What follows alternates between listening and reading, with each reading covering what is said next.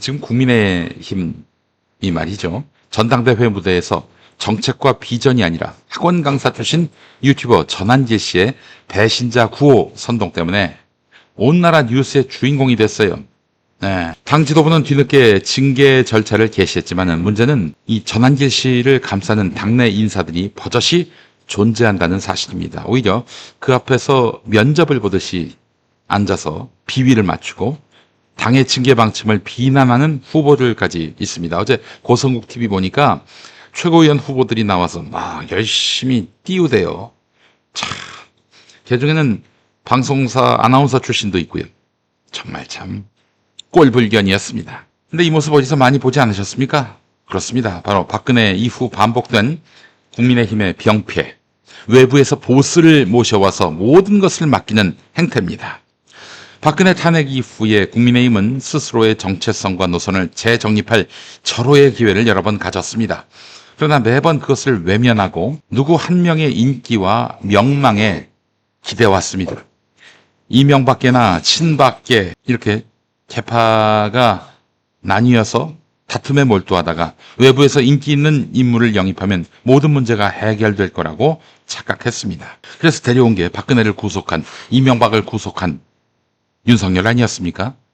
윤석열이라는 정치 신인에게 당을 통째로 내주고 결국 헌법 파괴와 내란에 해당하는 정치적 위기를 초래했습니다.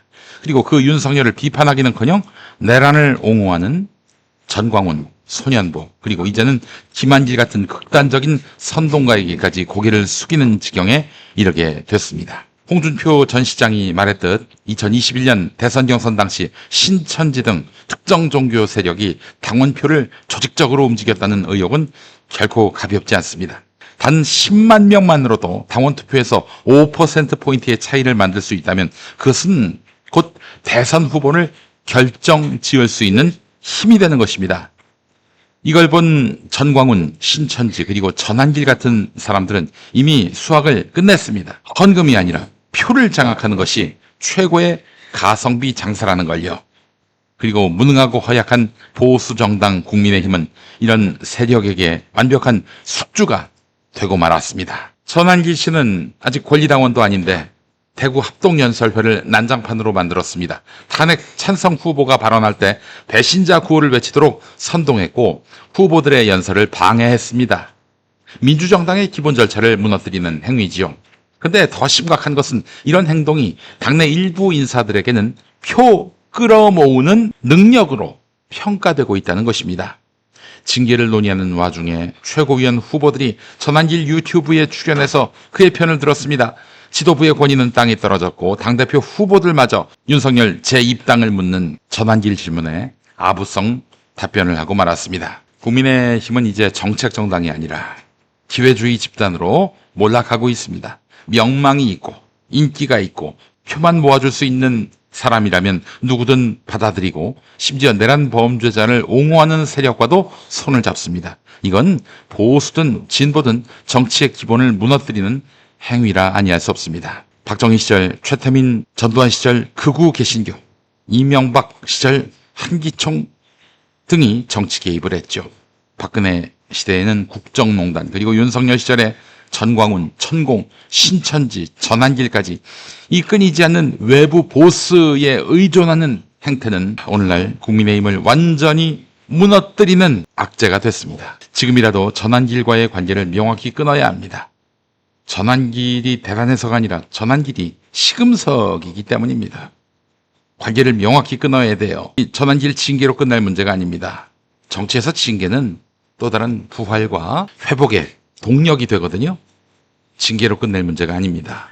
그와 손잡는 모든 정치인, 그 세력을 정치판에서 끌어들이려는 모든 시도가 단절돼야 합니다. 그렇지 않는다면 국민의힘에는 미래가 없는 것입니다. 이 길을 가지 않으면 두 가지 결말뿐입니다. 첫 번째, 위헌정당 심판을 받고 역사 속으로 사라지거나, 둘째, 선거에서 국민에게 철저히 버림받는 것입니다. 보수의 재건을 위해서라도 이 기회에 극우 선동가, 종교 비즈니스 세력, 그리고 외부 보스 의존증, 외부에 있는 보스에 의존하는 외부 보스 의존증과 결별해야 할 것입니다. 정당은 인물 장사로 유지되는 곳이 아닙니다. 물론 정치는 사람이 하지요. 그러나 인물 장사로 유지되는 곳이 아닙니다. 정책과 비전 그리고 민주적 절차를 지켜야 존재의 의미가 있는 것입니다. 전환길 사태는 국민의힘이 얼마나 허약해졌는지를 보여주는 거울이라 하겠습니다. 그 거울을 깨부수지 않으면 미래는 없을 것입니다. 여러분 생각도 그러하지 않으십니까? 네. 선문카레님, 계엄령 당시 국민의힘이 아무것도 모르고 있었다는 것을 이제는 못 믿겠습니다. 예, 믿지 마십시오. 여러분, 12월 3일 저녁에 그 당시 여의도에 있었던 분으로부터 들은 얘기입니다. 그때 경찰이 싹 깔렸다고 합니다. 계엄사령관 박한수가 자기는 TV에서 윤석열이가 계엄 선포를 할 때 그때 비로소 계엄 선포가 됐구나 그걸 알았다는 말을 했지요. 그런 거짓말은 아주 싸구려 국민을 기만하는 거짓말입니다. 그때 12월 3일 오후부터 여의도에 싹 깔렸어요. 경찰이. 모를 리가 없습니다. 국민의힘도 다 알진 않더라도 한동훈은 몰랐겠죠. 적어도 친윤 정치인들은 알 만큼 알고 있었을 것이다. 전 이렇게 생각을 합니다. 미수정님, 이러다 히틀러 나치당 나오는 것은 아니겠지요. 우려스럽네요. 그렇습니다.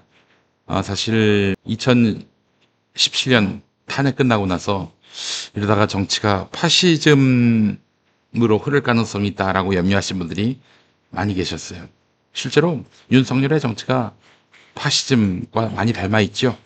또 20대 극우화되고 있고 파시스트화돼 가고 있는 것도 무관하지 않습니다. 그래서 이재명 대통령이 대동세상 함께 어우러져 행복한 세상을 만들어야 합니다. 그렇게 하지 않으면 이 나라는 정말 파시즘의 세상으로 흐르게 될 가능성이 높습니다. 온 나라가 괴물이 될 거예요. 그래서 이재명 정부의 성공은 이거는 이재명 대통령의 영예만이 아니라 우리 공동체 전체의 어떤 운명이 걸린 문제다라고 말씀드릴 수가 있는 것입니다. 용민이 형, 전환길이 득세할수록 국힘 정당 해산이 쉬워집니다.